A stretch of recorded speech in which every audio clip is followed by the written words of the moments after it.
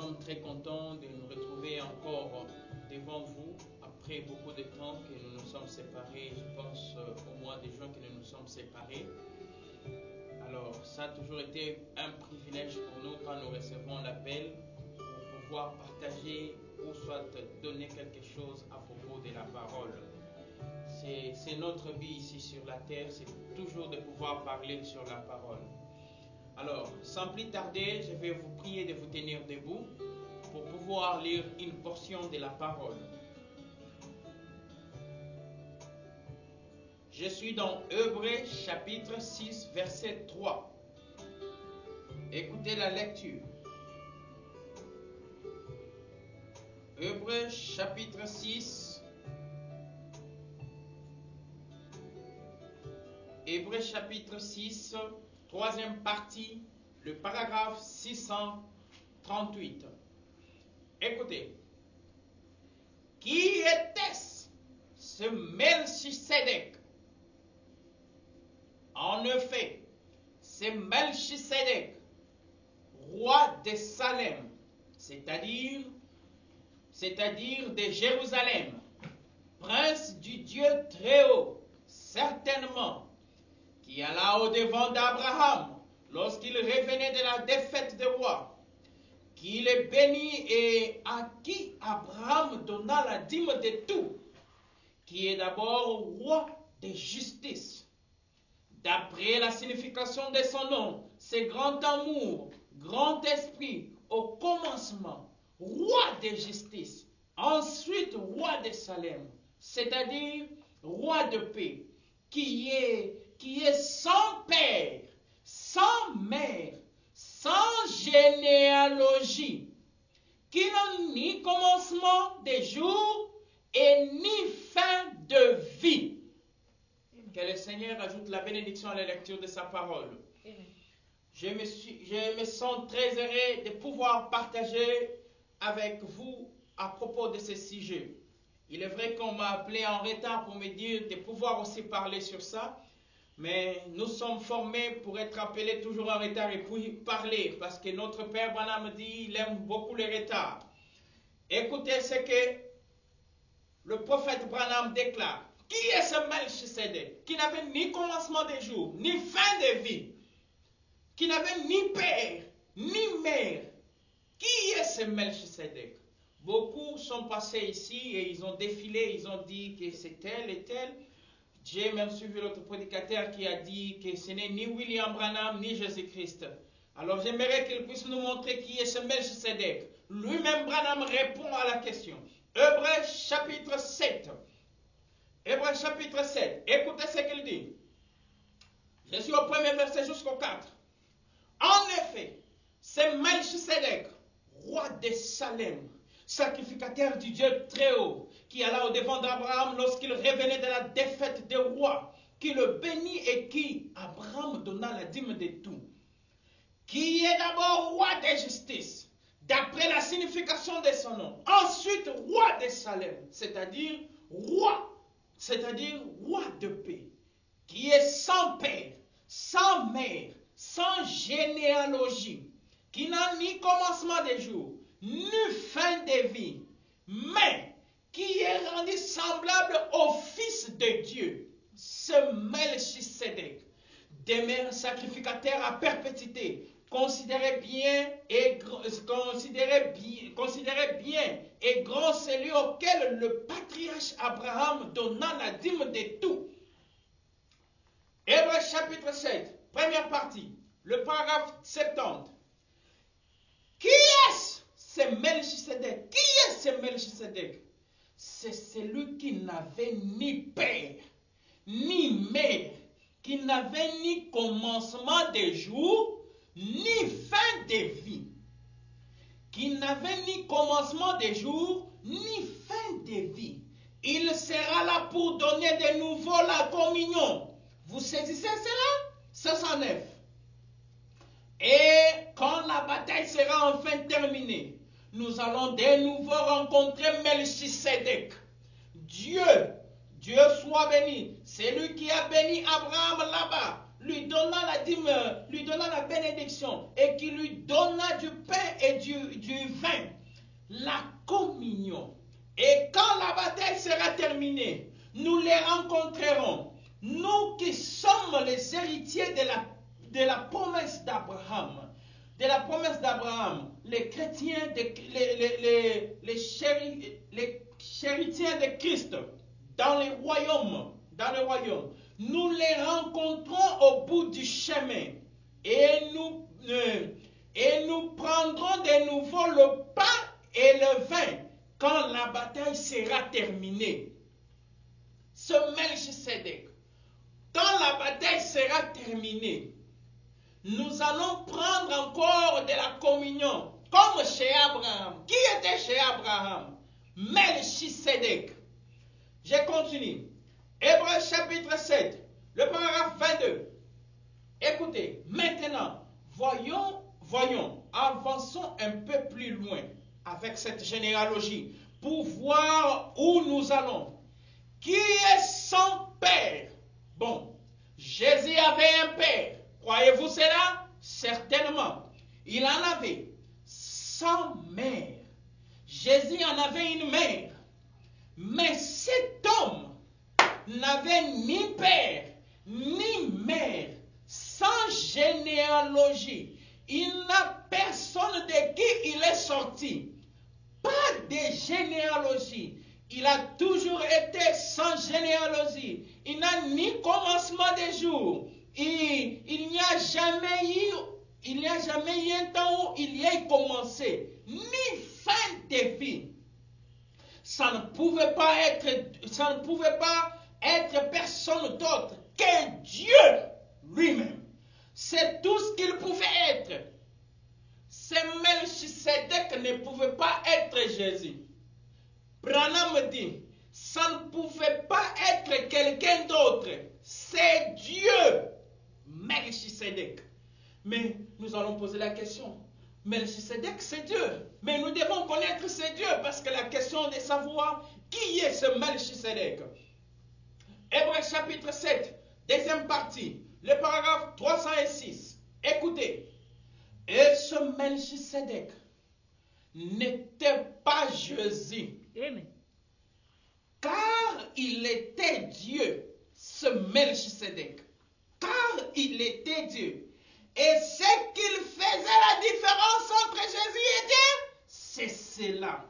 Jésus était le tabernacle dans lequel Dieu demeurait. Voyez-vous alors? Melchisédek.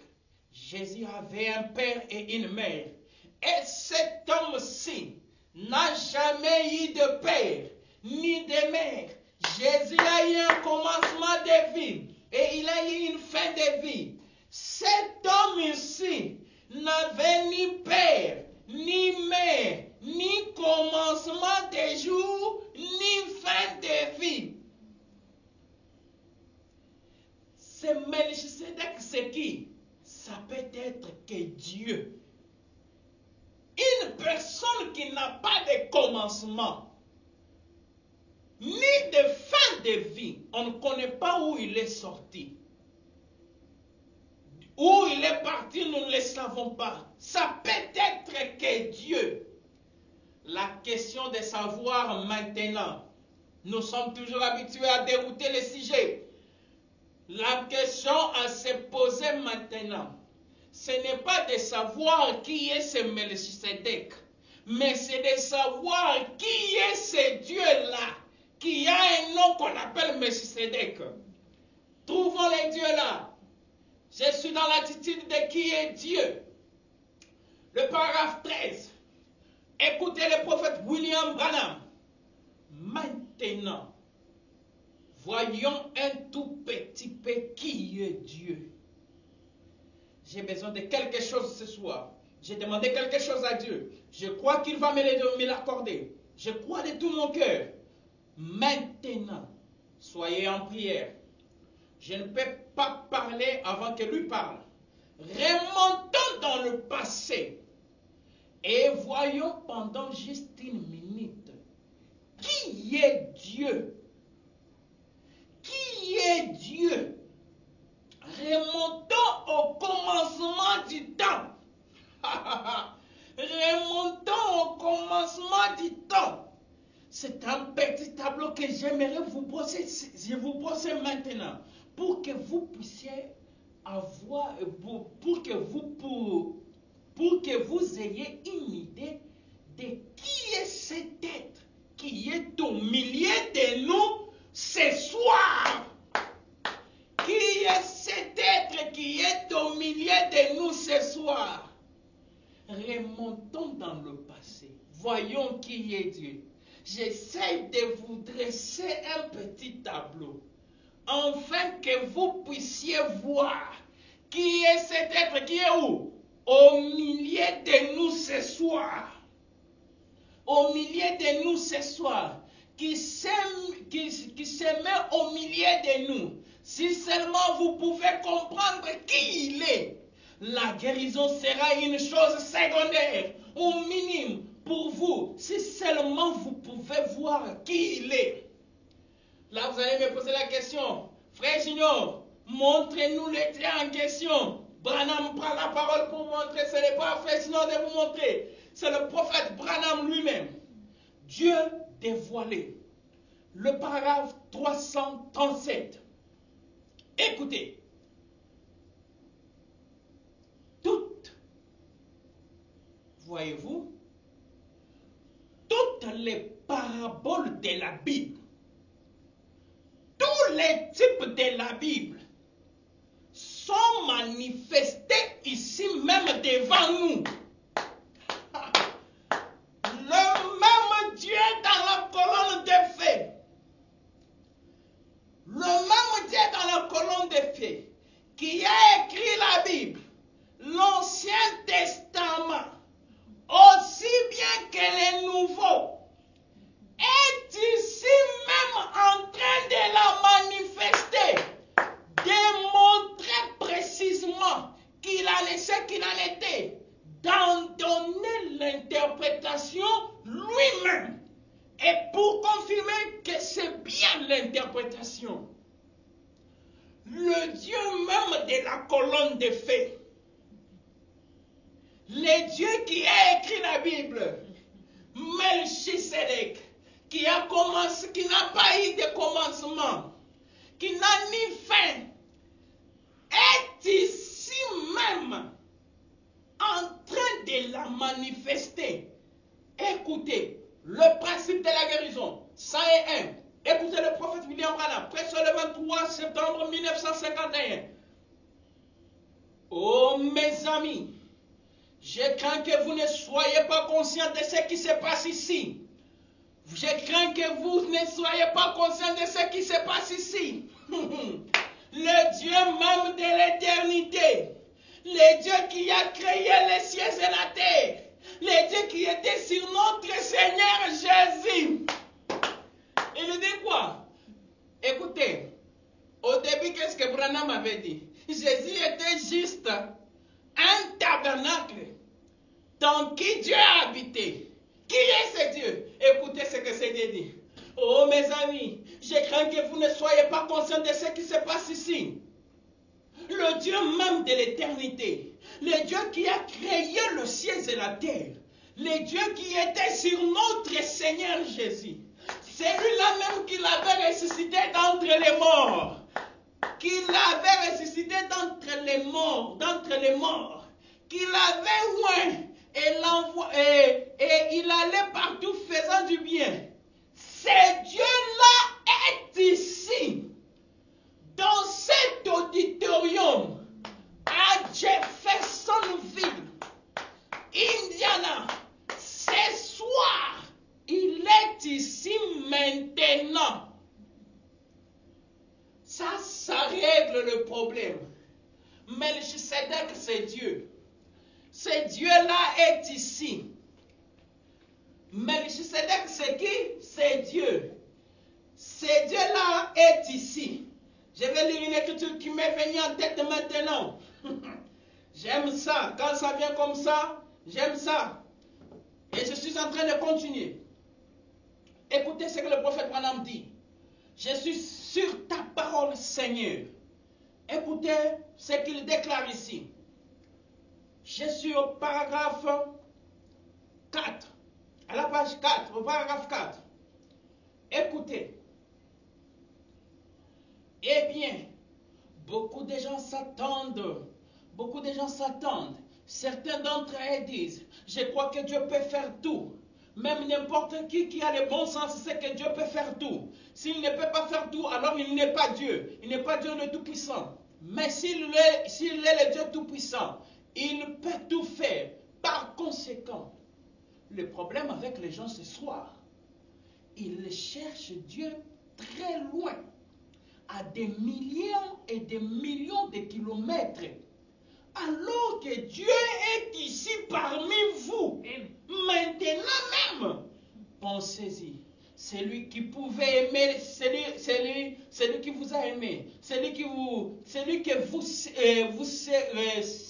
a dit qu'il serait ici, il a annoncé ces paroles. Là où 2 ou 3 sont rassemblés en mon nom, je serai là au milieu d'eux. C'est tout aussi vrai que le reste des Écritures. C'est tout aussi vrai.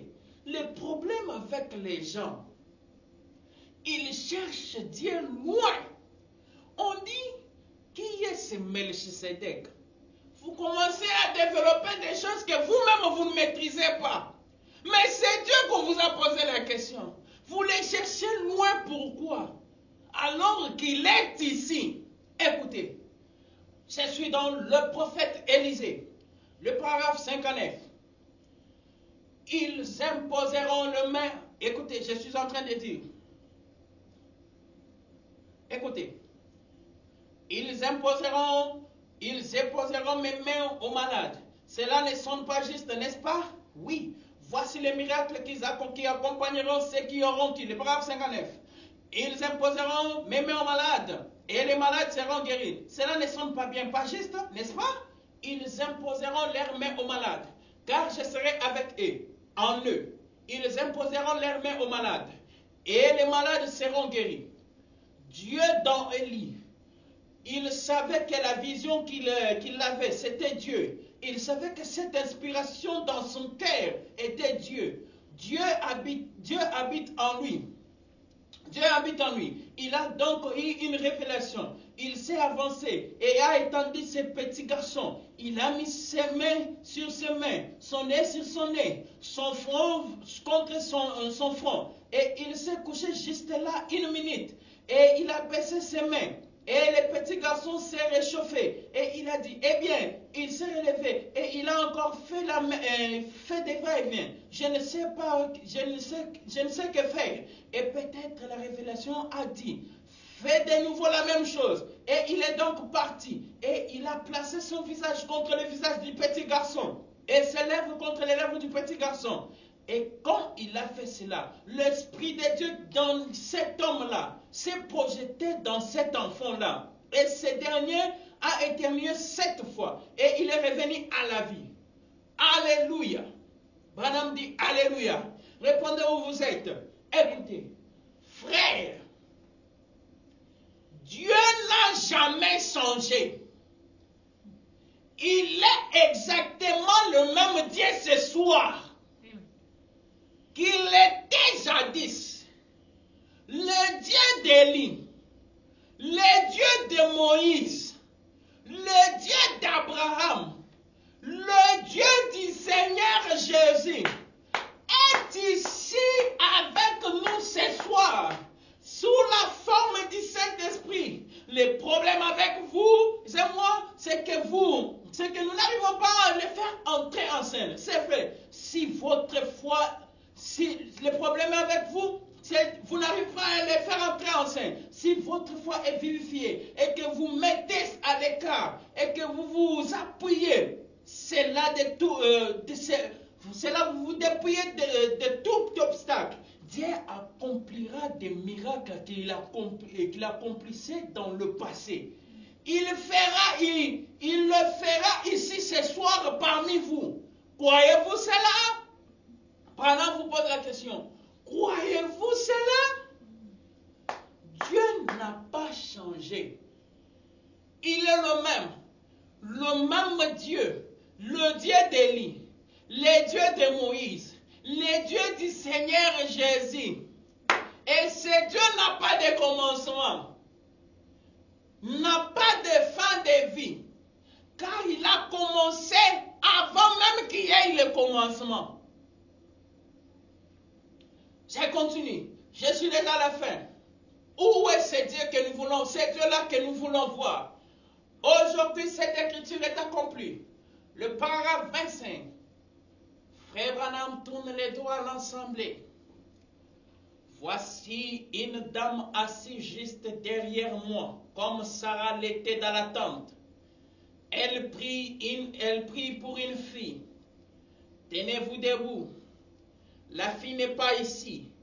Elle est ailleurs. La fille, vous êtes dans le même cas qu'une femme qui était venue auprès de Jésus. Elle avait une femme qui était violemment tourmentée par des démons. La fille est possédée par des démons. La fille est possédée par des démons. Elle n'est pas ici. Vous venez de la Californie du Nord. Croyez-vous cela? Est-ce la vérité? Branham sur scène, accomplissant les signes de chez Abraham et de chez Jésus. Écoutez, croyez-vous cela? Croyez-vous cela? Est-ce la vérité? N'est-ce pas, Madame Ordès? Vous pouvez rentrer chez vous. Si vous croyez de tout votre cœur, vous trouverez votre fille comme on l'avait trouvée l'autre fois, lorsque Jésus avait dit qu'elle était guérie. Aujourd'hui, 253. Aujourd'hui, cette écriture est accomplie. Les signes de Sodome, les signes de la supersémence, les signes de l'église naturelle. Aujourd'hui, cette écriture est accomplie au milieu de vous. Croyez-vous cela? Dites Amen. Croyez-vous cela? Voulez-vous l'accepter à l'instant même comme votre sauveur, comme votre guérisseur, comme votre guérisseur? Tenez-vous debout. C'est Branham qui demande. Tenez-vous debout, chacun de vous. Tenez-vous debout. Et dites, j'accepte ma guérison. Je l'accepte comme mon sauveur. Je l'accepte comme mon roi. Que chacun se tienne debout. Aujourd'hui, écoutez mes amis. Il lut le passage de l'écriture 55. Il remit la Bible au sacrificateur. Et il dit, tous les regards des gens étaient fixés sur lui. Et il regarda et dit, aujourd'hui cette écriture est accomplie. 55. Aujourd'hui cette écriture est accomplie. J'ai lu l'écriture avec une douzaine d'évidences. Qui a lu l'écriture? Branham. J'ai lu l'écriture avec une douzaine d'évidences, ou plus, montrant que nous vivons dans les derniers jours. La génération qui verra Jésus-Christ retourner sur la terre. Et je vous dis encore ce soir, aujourd'hui, cette écriture est accomplie sous vos yeux. Dites Amen. Vous qui êtes à Dixon, vous qui êtes à Phoenix, vous qui êtes à New York, aujourd'hui, cette écriture est accomplie. Dieu est ici. Il sera avec nous dans les derniers jours. Maintenant, quand il est avec nous dans les derniers jours, pourquoi les problèmes continuent à nous tourmenter? Pourquoi nous ne sommes pas bénis? Alors que Branham a dit, ceux qui recevront ces prophètes en son propre nom, recevront les effets bénéfiques de son ministère. Ceux qui l'écouteront seront bénis. Vous savez, j'étais en train de suivre une prédication de William Branham. Il était en train de prêcher sous l'onction, une onction terrible. Je pense que la prédication, c'est la compétition, quelque chose comme ça. Je pense, je pourrais vous écrire cela sur les commentaires. Les titres de la prédication. Il était sur une onction terrible. Et dans la salle, quelqu'un a commencé à parler en langue. Quand Branham était sous l'onction, quelqu'un a commencé à parler en langue. Quelqu'un a commencé à parler en langue. C'était paragraphe 28, quelque chose comme ça. Et lorsqu'il a commencé à parler en langue, quand on a interprété, écoutez ce qu'il disait. Je ne vais pas dire le tout. Je vais lire une petite partie pour que vous puissiez comprendre que cette écriture est accomplie devant nous. Écoutez, écoutez ce qu'il disait. Un frère parlait dans une autre langue et un autre donnait une interprétation. Écoutez, mon peuple, voilà ce que le frère disait. Mon peuple, je te dirais que je suis le seul et unique Dieu. Alléluia. Et à côté de moi, il n'y a pas d'autre. Je suis le Seigneur de la création. Je suis la parole qui s'est manifestée à toi.